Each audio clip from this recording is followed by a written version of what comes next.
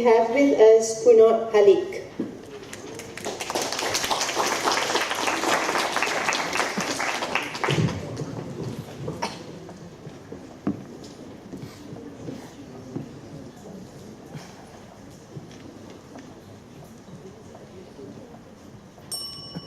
The invention of plastic has brought about a new era in the history of mankind.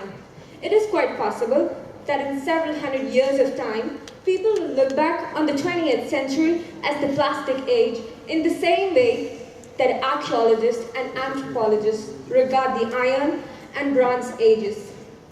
Respected judges, honorable guests, and my fellow contestants, Assalamu alaikum and a very good afternoon.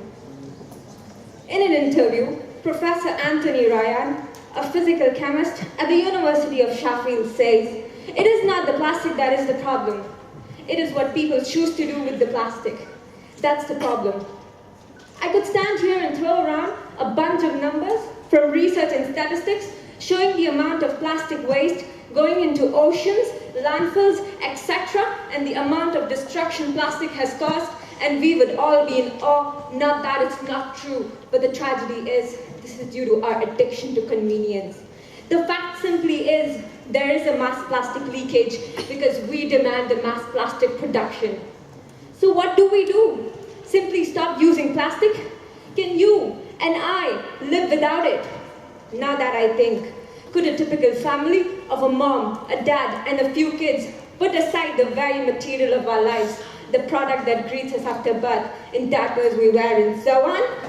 We simply would have to remove every item of clothing that was made from polymer, stop using mobile phones, cameras, etc., all containing the plastic film made from the same polymer cellulose. Just completely getting rid of plastic is crazy. It's impossible, though we can all definitely learn to manage it. There are alternatives to plastic, making the usage of single plastic leaner in our daily consumption. And you know what that means? It costs time and money, and therefore your bank balance goes leaner.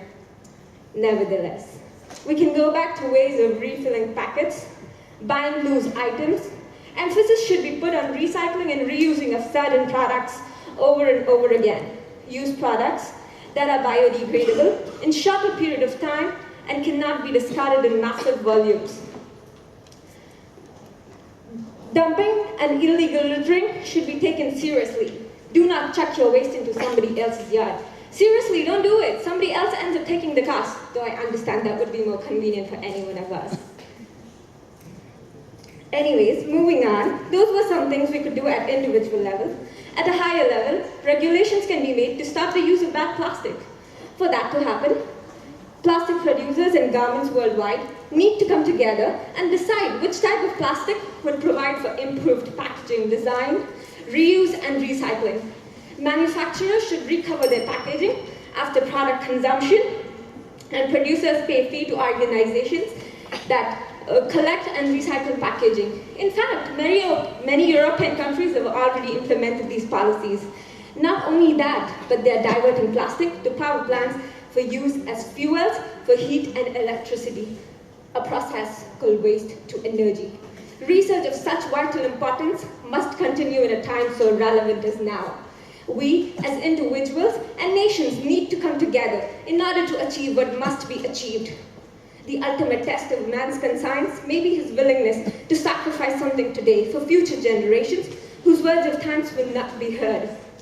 Progress is impossible without change, and those who cannot change their minds cannot change anything.